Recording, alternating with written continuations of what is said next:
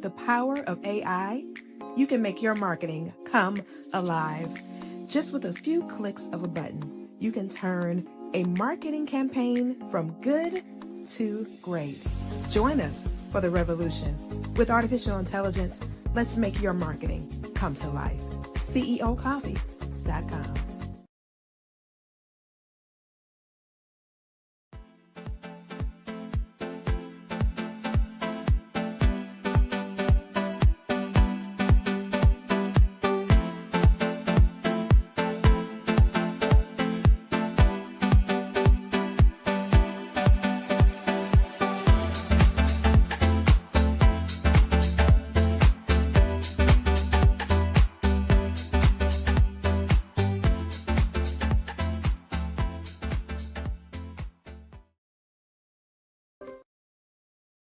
Welcome to the Koffe Brown Show, where we stir up conversations as rich as your morning coffee.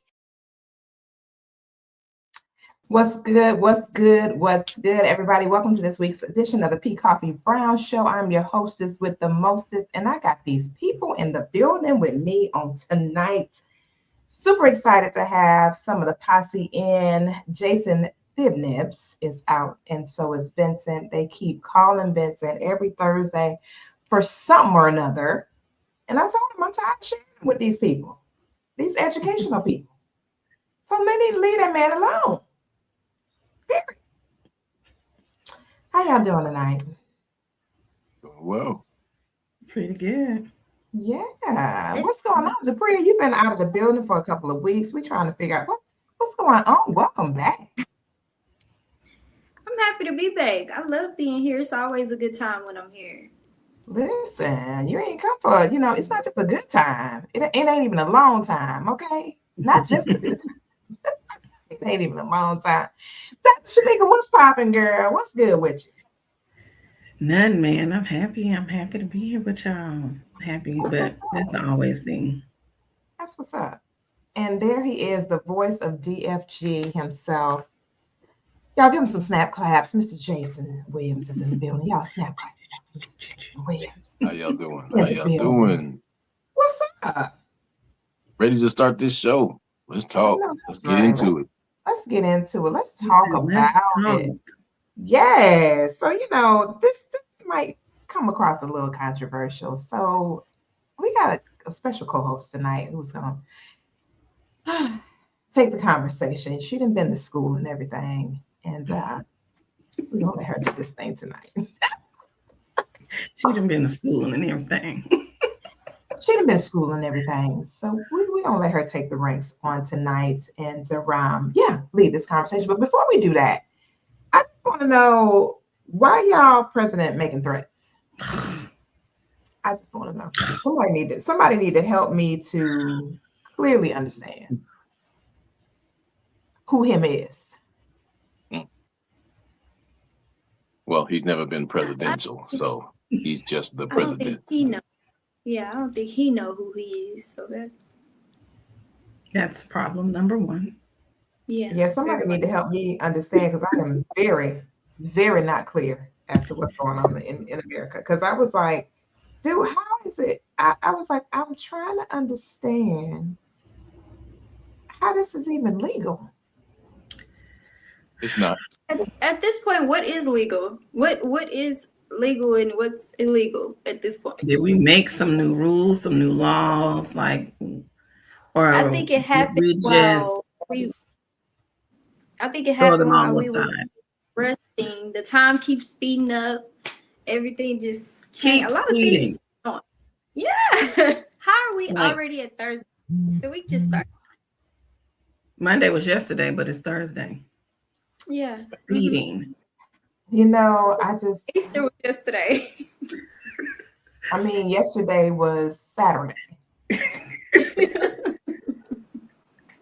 And then today is Friday. Who knows? It's out of control at this point, y'all. It's completely out of control. Yeah. I don't know, man. I'm just seriously amazed by the president, y'all. I'm not even joking about that. I am traumatized. And can you tell me why you're amazed? See, that's the doctor. I don't have a couch over here to lay on right now. You have been proven over and over again the character of this man. So why are you amazed? Well, I guess I was hoping that he had some level of decorum, maybe. Some. I've been hearing the Trump name since I was a little kid in New York, and none of it has ever been good. Okay. Well, on that note, on that note, what about your family? Okay, what? Let's get into this. Let's get into this conversation. So tonight, two of the troublemakers are not going to be present. I know y'all love it when Jason is here, and other Jason and Vincent are here, but they're not going to be posing any problems tonight. But I do believe that Dupria is going to make up for their absence when we get into this conversation. Interrupt the pattern. Interrupt. I know, right? It is a lot of pressure, but you can handle it. Yeah. I mean, you're the natural goddess. I mean, how can you not? For sure. Period. Dr. Shamika, get into it. I yield my mic. Well. So first of all, it was enough that we talked about your friends. What about your friend? What? It's about to get spicy. Well, okay. Trouble is in the house. Trouble is in the house. What's up? Oh my goodness. I didn't think I was gonna get all of that when I logged in. You know?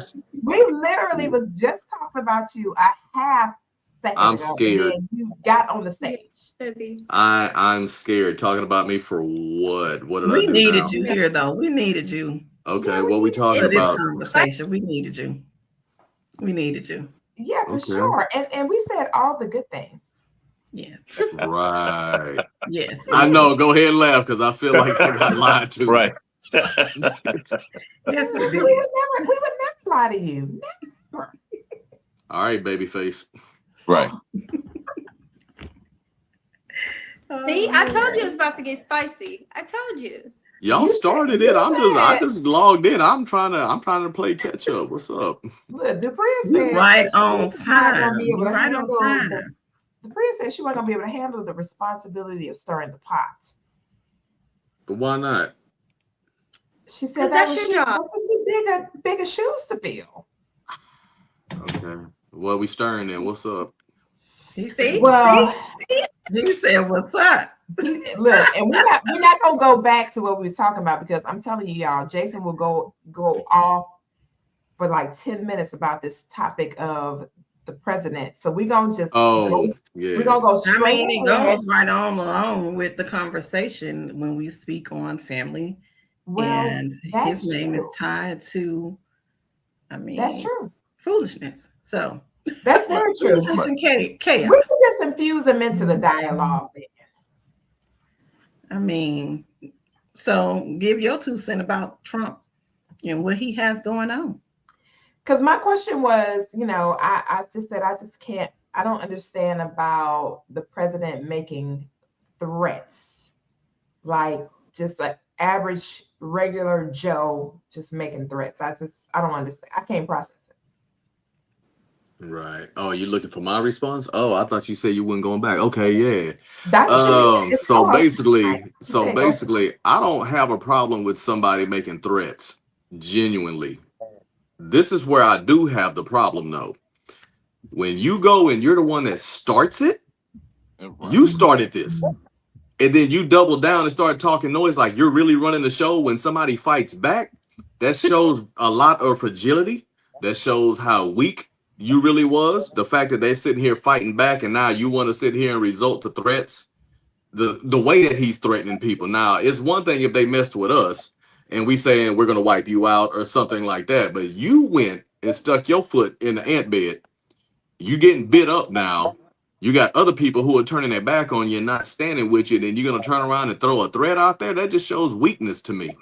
That's a very weak man. That's a very ignorant man. I have no respect for him. I wouldn't even want to be in the same room with him. or anybody who acts like that. You don't sit here and you don't throw that mess out there and go start stuff and then go play victim later, then want to act like you the tough guy. That just doesn't work. The rocks and hide your hand. Yeah, I have no respect for people who do that kind of stuff. If you're gonna throw it out there, stay out there. Right. Take what comes with it. Stand on it. Throwing the rocks and hide your hand. See, that wasn't 10 minutes. That was quick. You did good, Jason. I'm proud. But you came with the pressure, so we already knew what to expect. I have issues with dealing with people who continuously do ignorant things and then sit here and act like what they did was great. I have issues with people who try to bully other people. You know what I mean? There's no reason for that. You went and started something. You can't get mad at somebody for taking up for themselves when you're the one that went and started it. I mean, you went and tore up the agreement. You went and, you know what I'm saying, threw your hand out there. I guess you thought this was going to be Venezuela, and you found out real quick it wasn't. They've been waiting on us. Yep. Well, let's get into it, Dr. Shamika. Well. So, Doctor.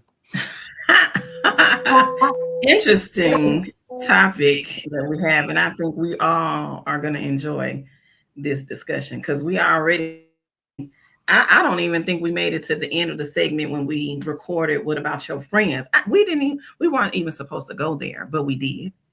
And did. Oh Lord, she froze on us. No, she froze on us. She makes a good, solid figure. Oh, dang. So she's going to have to come back. Yeah, come on, Doctor. Man, Doctor. I wanted to hear what she had to say.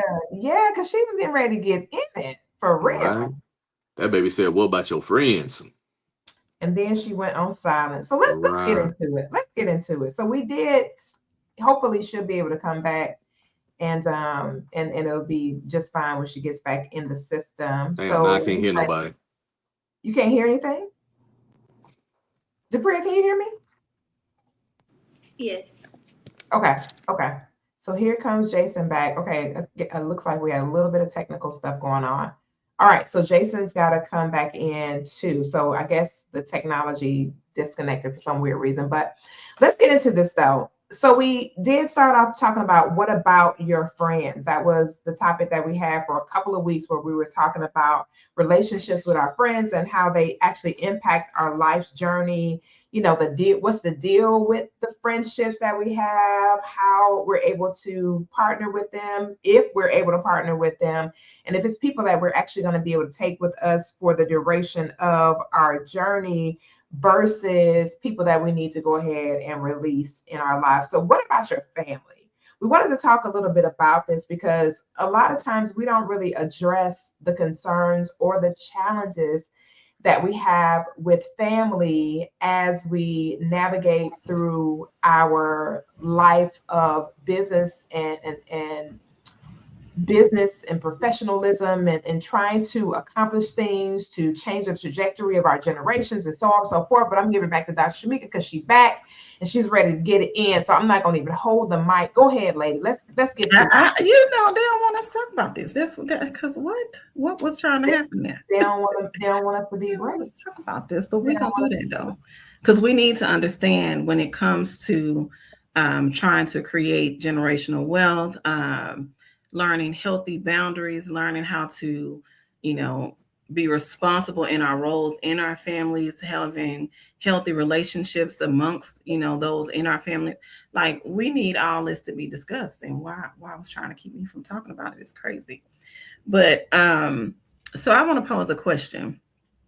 If in your family, in your structure, in your lineage right now, how do you feel you play a role in your family when it comes to creating, sometimes, I know a lot of times we have to pivot in our families because the dynamics are not always the same.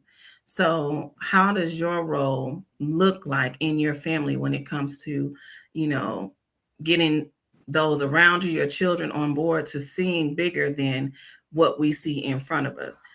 What role do you play in that? What role do you play in creating generational wealth? What role do you play in the structure of your household, getting everybody on board with where our family dynamic should go. What role do you see yourself playing, Dapria?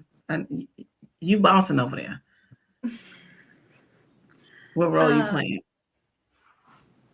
This is a great question, and I think that I can answer for me being the grandchild or the child in my immediate family. So my dad family, we have a really big family.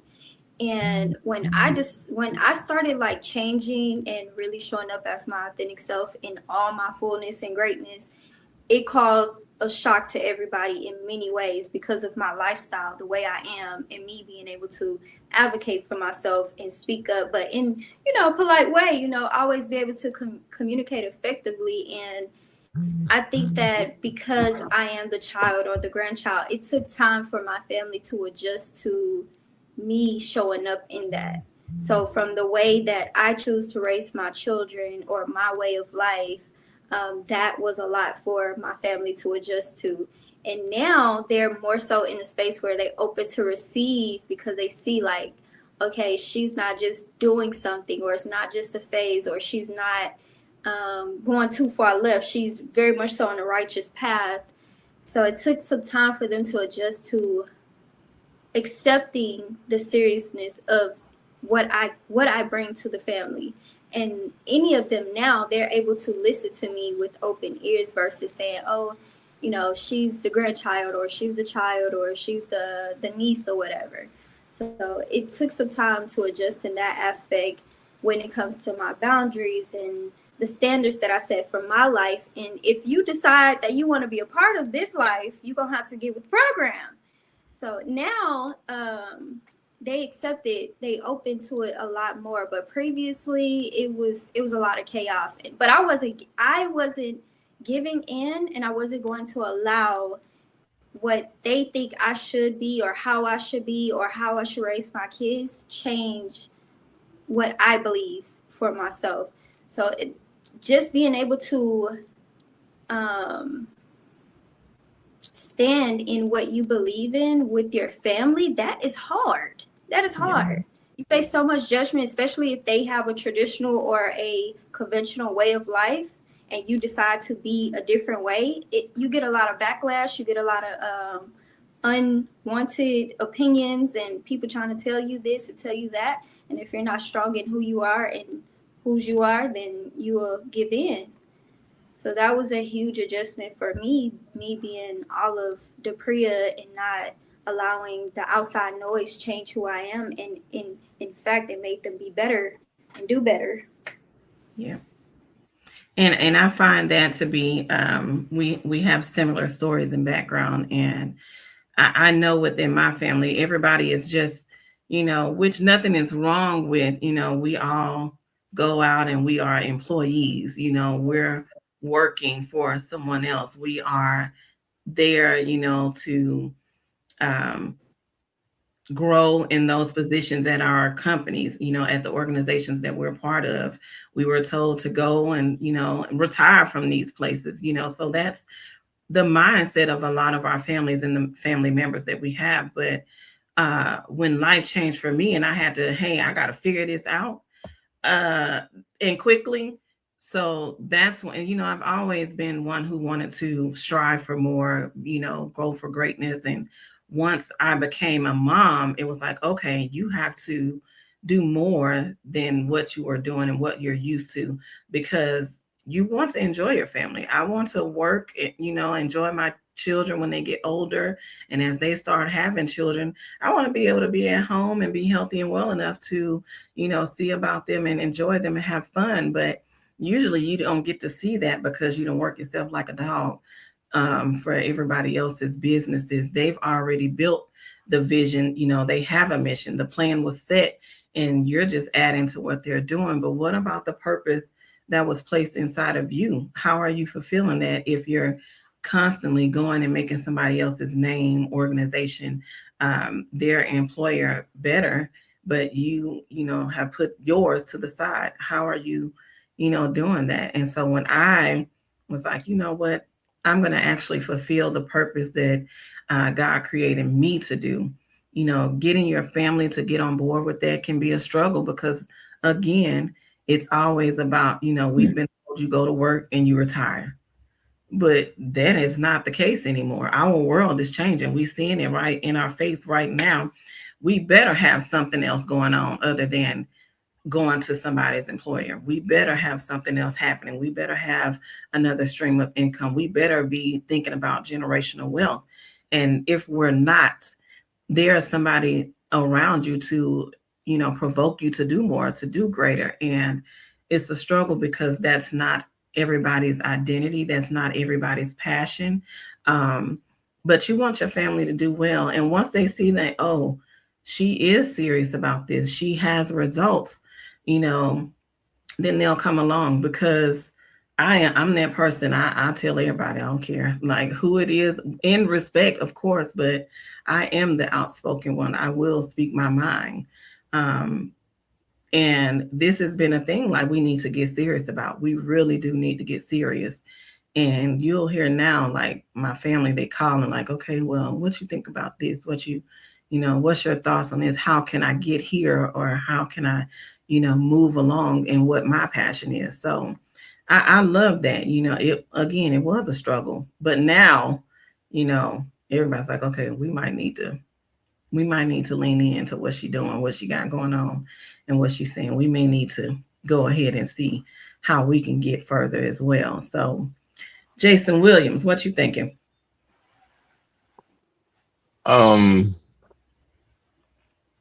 In my totality, from childhood till now, and I'm only 27. Okay. But and we had to pay extra for shipping, so add all that together. Jason face. Just add the shipping, everybody, not just the tag. Oh my God. I just had to throw that in there. But to grow up the way I did, I was probably the black sheep, the wild child, the one that just did whatever he wanted to do. I was the one that stayed in trouble, always was in the middle of something. But I think as I grew up and things transitioned for me, and I learned some things over the years, I believe now my immediate family, as well as my extended family, they see me differently. And they respect that difference because they see the reality of my total life. I am definitely one for multiple streams of income. I 100% represent that every day.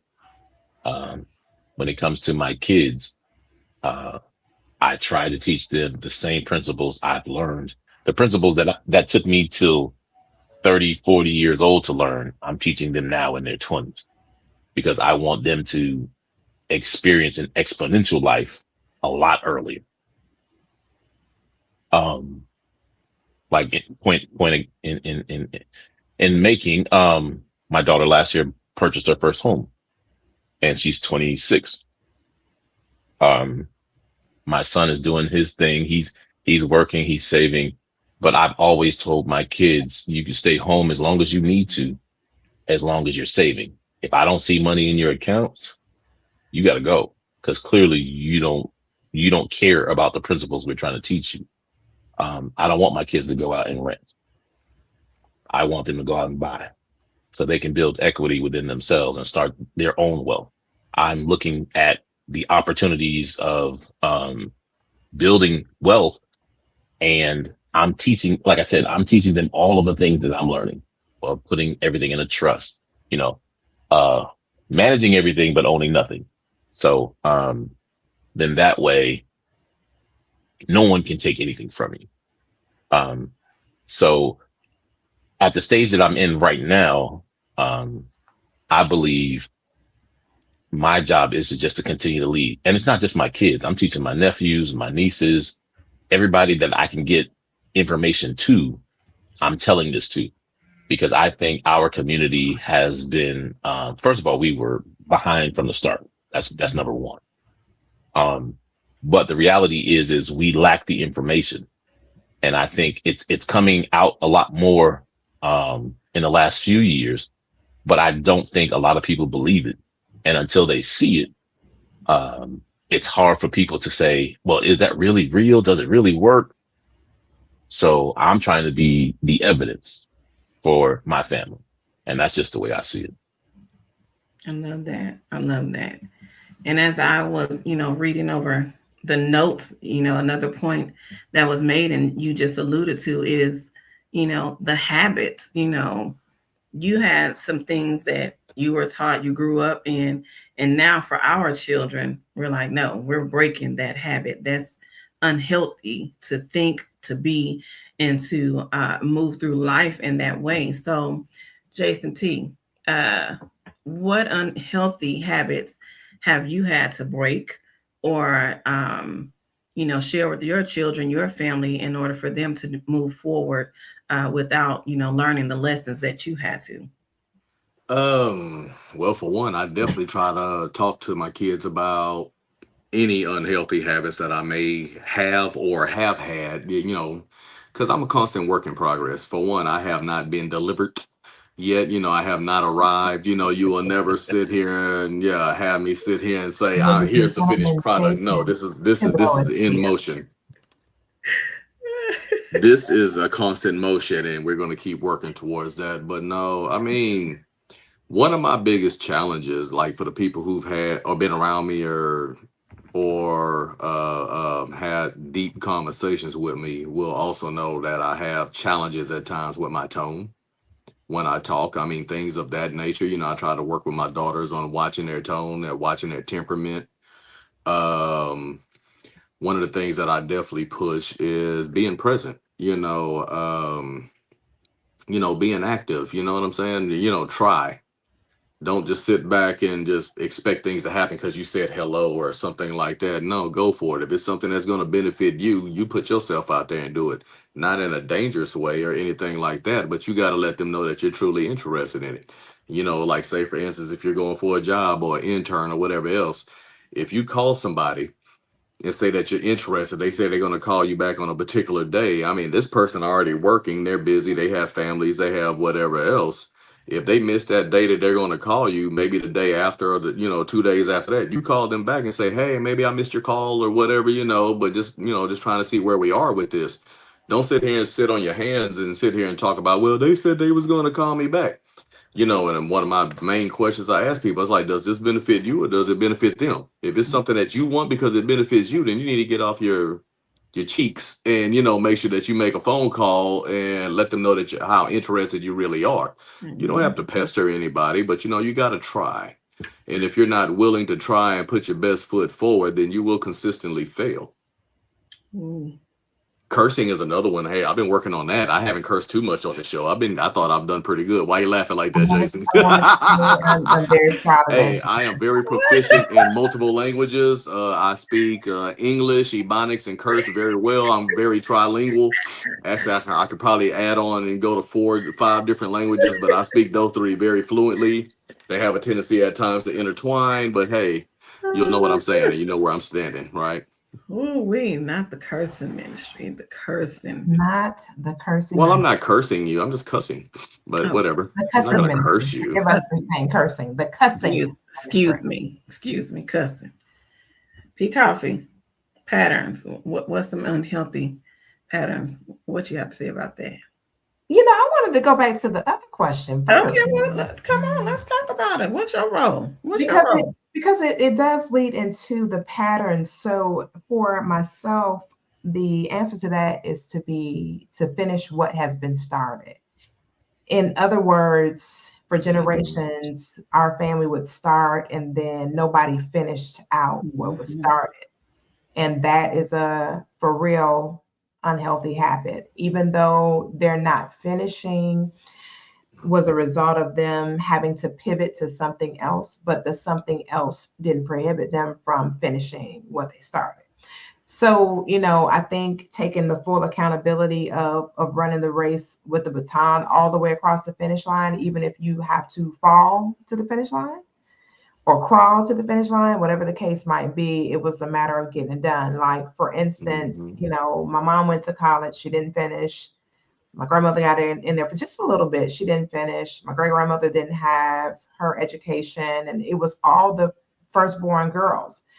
So when it came to me, that pattern started initially because I kind of launched into having my family really young and things like that. But at the end of the day, I had to sit down and process how this would impact my children's future and the past presence of our legacy. You can't just say, oh, I couldn't do it. I had the kids, I had this, I had that. I had to, remove the extenuating circumstances as the reason for not completing. Because I could have said, well, our house burned down, my husband died, I could have used a lot of reasons as to why not. But then I had to ask myself, well, why can you, and how can you overcome whatever you need to overcome to get it done? And that's what I did. So I had to wait to do it because my husband retired me at 28, and then he passed away like 6 years after that. So the plan didn't plan out the way that we thought it was going to work itself out. Nonetheless, that was still irrelevant because at the end of the day, somebody's got to finish. You can't just keep dropping a baton and saying, well, maybe somebody will pick it up. Hopefully somebody will pick it up. You can continue to do that. So I had to finish what was being started. And that is a huge thing that I needed to present to my daughters because they needed to see me get across that finish line. And once I got through with my bachelor's, I was like, well, no need of me stopping now. I may as well keep going. And I got my master's. So I was like, well, no need of me stopping there. May as well keep going. And just having those opportunities to do something significantly different was going to be the catalyst of the transformative change. And then, like my mom, she started a business. She wasn't able to keep the business going over time, things like that. So I said, well, I can't just start a business and not keep it going. So I got to keep the business going. And if I decide I'm going to pivot out of that industry, I need to find another business to get into, or whatever the case might be, to keep it going. I couldn't just stop. My son was like, well, he asked me the other day, he said, well, how do you balance everything that you do? And how were you able to? And I finally told him, I said, I kind of had this homing device inside of my head and my heart kind of forcing me to do it.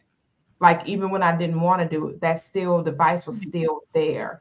And now it's a different kind of, I shared in my stories today, it's a different kind of pressure at this point, because it's not the pressure to perform, it's the pressure of what am I leaving behind? Because I look at where I am now at the tender age of 27 plus tax tag and shipping. And I come to realize that I have less time in front of me than I had behind me. So now that question goes into, what is my footprint going to be in the Brown family, not my maiden name's family, but my family name family, if that makes sense. So yeah. I had to kind of step out of, well, I'm my dad's daughter, to, okay, now I have to do this for the family that me and Mr. Brown decided that we were going to create, even though he's gone. You know what I mean? So even when I remarry and identify another purpose person and take the journey with somebody else's son, I'm not going to procreate in the capacity of tiny humans. So I still had to kind of think about, well, what is this going to look like as far as the family dynamic is concerned? So the pressure is no longer on performing. It's about scaling and making certain that business can be shifted to them without it having a lapse somewhere. So it's now the new tools that I am learning and implementing are to make certain that there's no holes. Because, if you think about it, if you have holes and they're not plugged in, eventually it's going to cause all types of different mold, and other things are going to creep in. It could be some ugly critters that show up, and all the things that you really don't want to see manifest are going to show up by default, because you physically see the holes, but you're choosing not to plug them. So that was the next thing. So those two kind of questions kind of intertwined for me. And lastly, you know, there was challenges with obesity in our family throughout the course of the generations. And that was another thing that had to be rectified. And like Jason and I were talking about this, I think some years ago, Jason Williams and I, we were talking about health stuff happening in family historically, and then being, you know, predisposed to certain aspects of that, whether you want to or not. It's just literally inside of your DNA, and how to overcome that. Just because the predisposal is there doesn't mean you have to buy into it. You still have to figure out, well, how do I alleviate myself from this? Even though it's predisposed, I know it's a proclivity for it to show up. It does not mean that I have to have the experience. So what are the things that I can do that will prevent me from ultimately having this experience? And so that's the things that I've had to navigate through and work through and figure out, and all those things, because I'm thick in the hips and sweet in the lips. So I mean, it is what it is. I'm not no thin chick. I ain't never been a thin chick. I don't want to be on the thin end of the rib. I'm okay with being on the thick end of the rib, but if you're gonna be on the thick end of the rib, it needs to be some muscle on that in the rib. Period. It don't need to be just, you know, the fatty part of the rib. Like, let me get the thick end of the rib without the fat, please.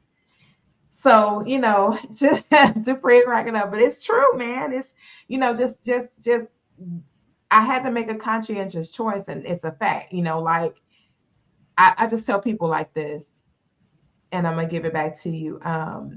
The same way you get up and you brush your teeth is the same way I look at exercising.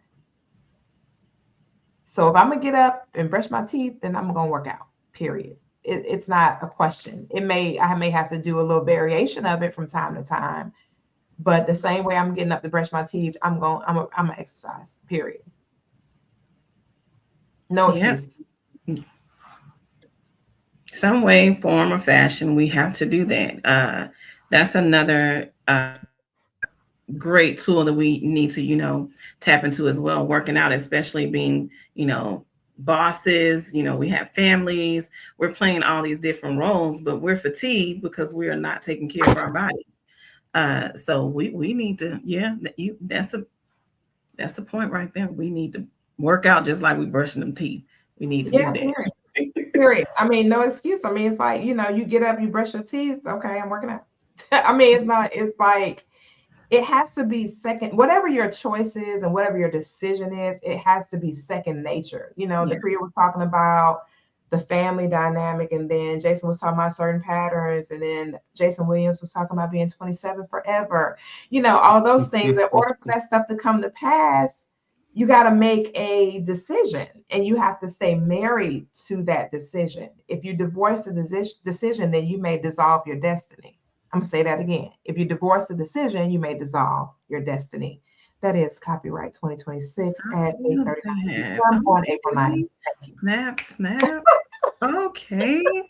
I like y'all know how to go okay, alliterations. I love it. So I want to read a statement that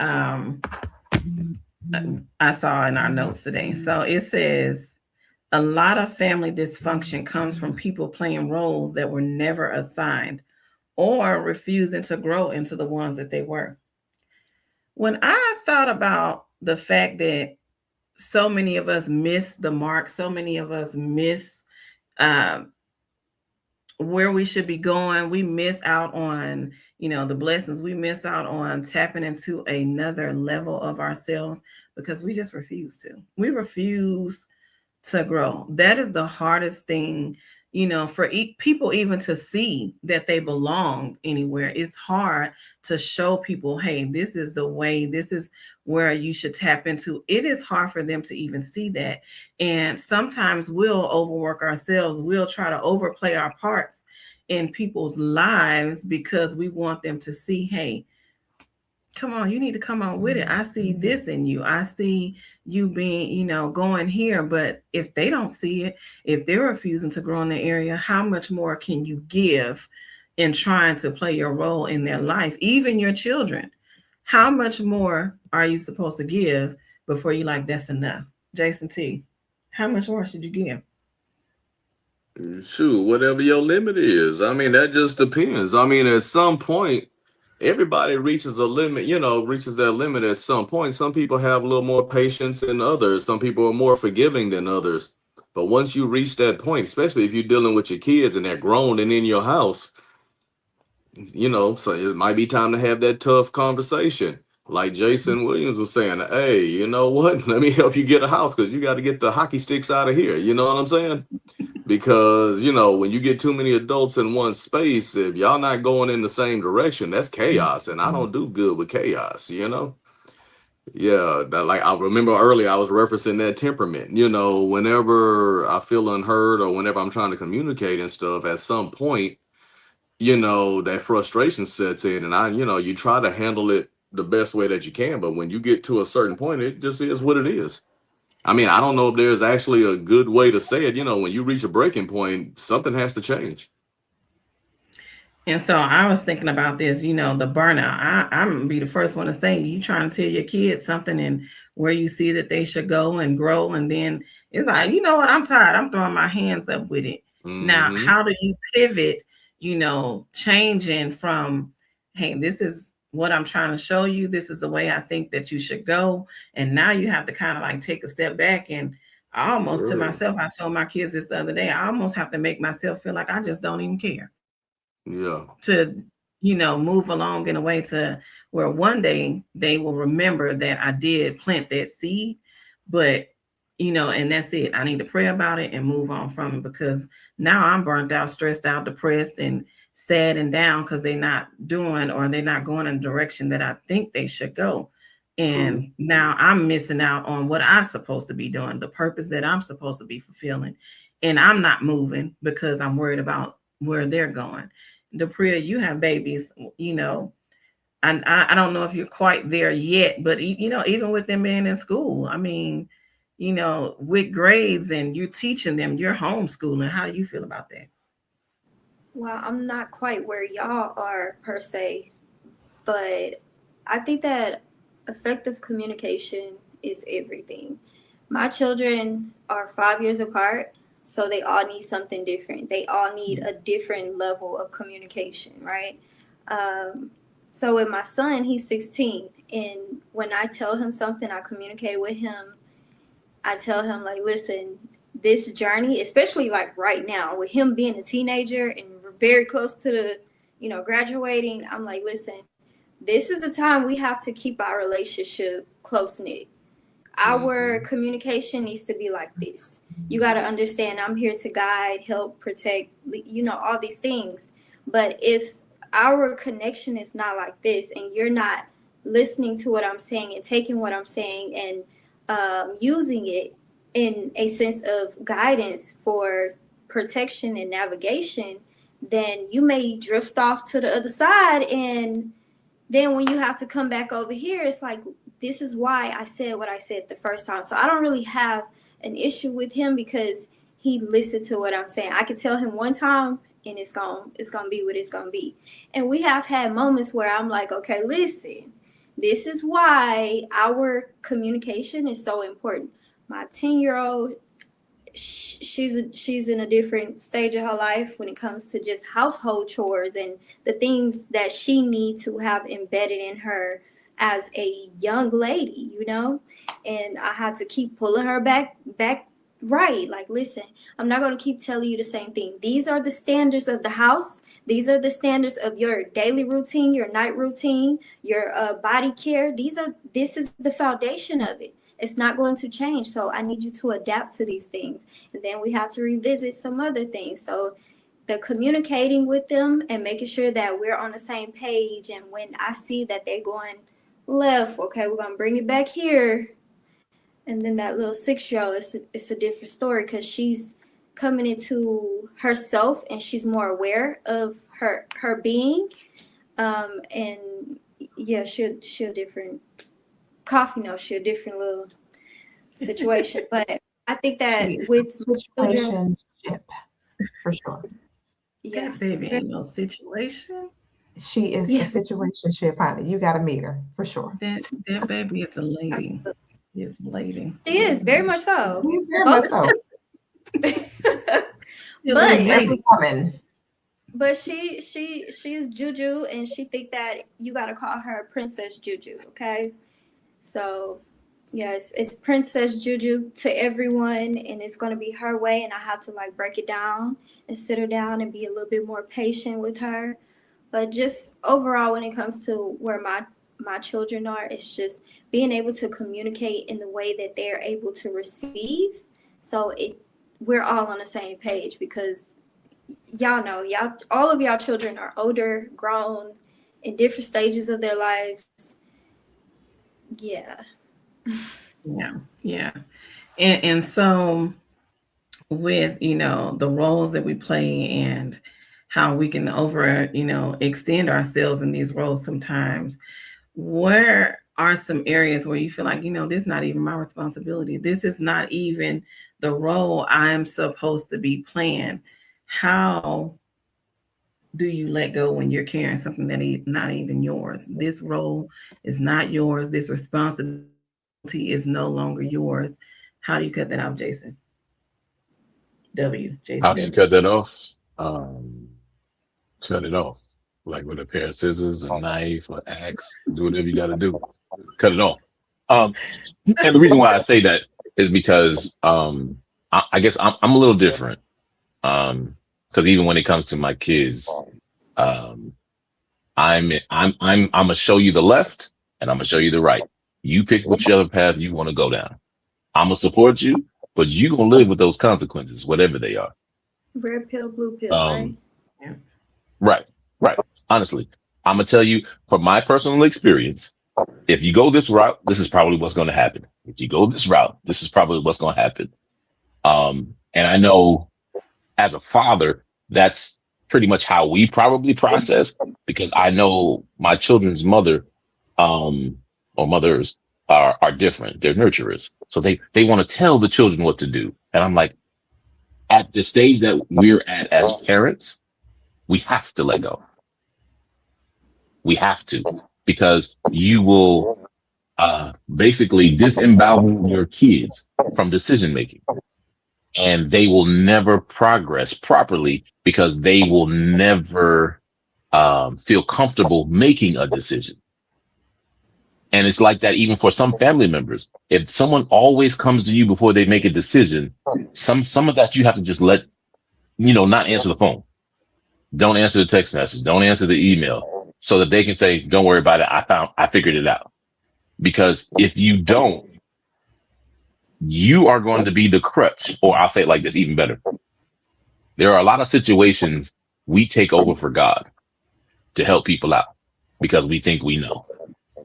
And what ends up happening is some circumstances people have to go through because that's a God plan for them to grow up. And if you don't allow them to go through those God plans, then you have to suffer the consequences with them because you stepped in to be their God. Absolutely. Yeah. I've been there. That's how I know. I'm trying to help people. And I'm like, why can't I seem to, with all the things that I do, I cannot seem to get this right. Why? Because I'm involved in something I shouldn't be involved in. Yeah. I put myself in a position to play somebody else's God. And God is like, oh, you want to be God? Okay, cool. Well, now you suffer their consequence. Yes. Yeah. And then you have to know. Go ahead, Jason. Because I just go ahead. And then you have to understand whose right it is. Who is it? My right to be in control of this aspect? Is this exactly what my assignment is? You have to kind of identify once they become adults. The positioning is totally different. I actually went to therapy to figure it out, because as they become adults, you're no longer in that role of giving them directives. It's more of a coaching position at that point, and it's only if they ask you to coach them, then you have to just relinquish your right to be in control in totality and say, you know what, I'm not their coach. I'm going to ask that there be somebody else that manifests, like it was with me on my journey, to help guide the compass of their life, because that's all it is. It's just a compass. We'd have to ask for a new compass to guide the course of their life, a compass that is healthy and strong and valuable, and a compass that could make certain that their life is reflective of something healthy and impactful, as opposed to something that would be more chaos and calamity and confusion for them to, be connected to or bonded with. So, it's a rough thing to accept, but at the same time, it's the most imperative thing that we have to do as parents. It's literally the butterfly effect, because once that cocoon is formed, they've got to wrestle through their journey to be able to come forth, because ultimately it's going to end in death. And it doesn't have to end in natural death, but there'll be a spiritual aspect of death that they'll experience, or a physical aspect of death that they'll experience, or a psychological, whatever the case might be. They'll experience premature death because you did not position them to live, not just to be alive, but to live. And then, when they come in, the only time, I'll give you a perfect example, like for my son, the only time my son is going to lean into me for something is after he's exhausted every single source there possibly is. If the phone rings and it's him, it's because every source that he possibly could have tapped into has been exhausted. There's no way he even feels comfortable asking me because of how I prepare that way. So, and then I have to, like Jason said, I have to ask myself, is this my right? Even if I am the last resort, am I supposed to be the net to catch him? Or am I supposed to let him just, poof, you gotta hit your head this time, kid. So you still have to make sure that even though you know that in the back of your mind, you still got to say, is this something I'm supposed to do? Or am I supposed to relinquish my right to be in control? And they got to fall at this point. So some of that is a matter of you just kind of like having that clarity internally as to what it is you need to do. And it's another thing, it's the oxygen mask effect. You got to keep the mask on yourself before you can help somebody else. So you don't ever want to run out of oxygen because you're picking up somebody else to make sure that they're breathing, even if it is your seed. So it's a lot to consider and contemplate, but you got to deal with it. You got to address it. And then you got to, sometimes you have to go in your corner and just deal with the emotional aspect of, I'm watching my child go through this particular thing. And it may be painful to witness, but it may just have to be the pain of their process, because we don't know what their process is. All we were only a instrument being used to transport them from one place to the other. That's all we are. We're nothing more than a transportation service. And once they've been transported, we have to know that there'll be another transportation service that's going to pick them up where we drop them off. Yeah. And the biggest thing that I saw, and even picturing when all of you are giving example into what your role is, I see a lot of times in our culture how we are overplaying our roles out of trauma. This is really not something we're doing even from a healthy place. So we're not only suffocating ourselves, but we're keeping them in bondage, because we will not allow what was already in God's plan for their lives, for our family. We won't allow it to just naturally be, because we're trying to play their God. We're trying to control and be over the be all end all for everybody while we're drowning ourselves. But it's all really out of trauma. It's a traumatic experience that we've either gone through, seen, heard, but we are really setting them up for failure because we don't even know the way. We're not sure. We're not clear on who we are, where we're going, what our purpose is. And then we're just putting that on somebody else. And so we need to understand, even as a parent, although it may be hard to relinquish that control or to turn over the idea that this is not my position anymore.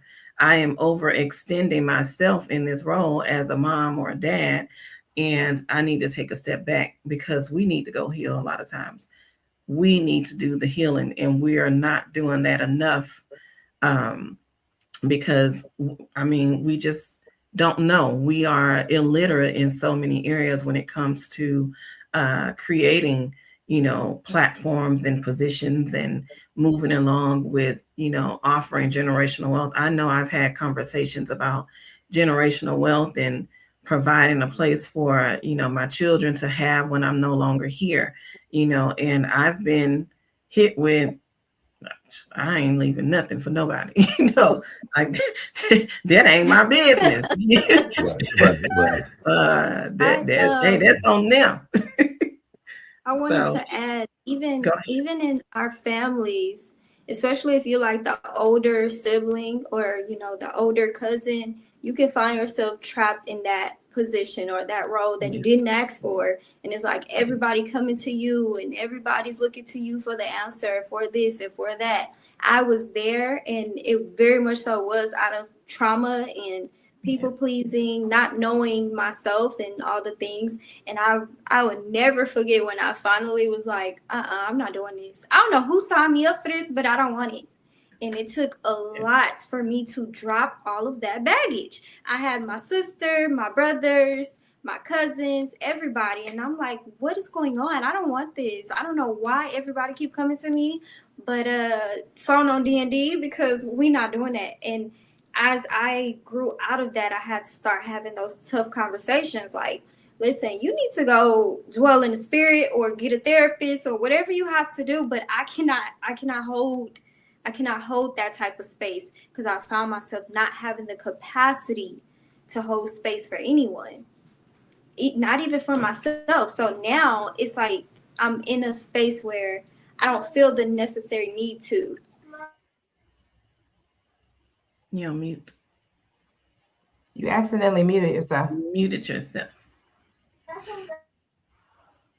Oh, baby talking. Hey. Yes. They were like, wait, mama, hold on. What's it's my I heard that little squeaky sound in the background. Yeah. It's past your bedtime now. Listen, you supposed to have been retired a little while ago, ma'am. Yes. Then she hear coffee. Is that coffee? Is that Miss Coffee? Talk to her tomorrow. You need to be in bed. Talk to her tomorrow. We got about 90 seconds, Dr. Shamika. But yes, so I want us, I hope that in this conversation we are understanding of the weight that we may carry as we play roles in our families.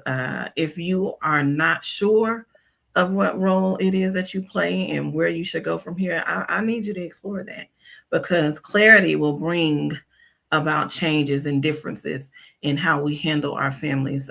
We need to be sure of who we are, where we're going, what we're doing, because again, we're all bosses and we have places to be, but we can't get there if we're not sure. So whatever that weight is, relinquish it, let it go. It's not yours to carry anyway. So I had a good time with y'all. I had a good time. I love it. And it's more to this. So it'll be part 2. Hopefully we'll get to it next week if Dr. Shamika can conclude for us in part 2, because it's a lot more to unpack of this discussion for sure. Yeah. But thank y'all for tuning in and tapping in for another edition of this week's P. Koffe Brown Show with these amazing co-panelists of mine.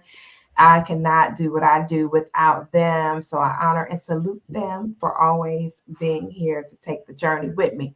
All right, y'all. Grace and peace. We'll see you all again for another episode of the P. Koffe Brown Show.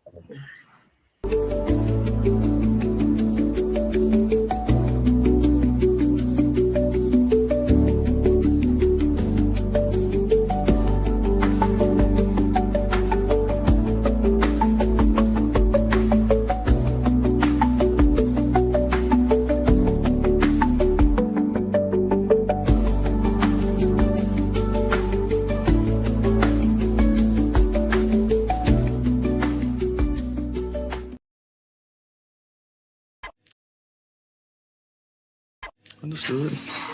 But you look amazing. You don't look too bad yourself, birthday boy. Appreciate it. Thank you. You ready? Whenever you want. All right.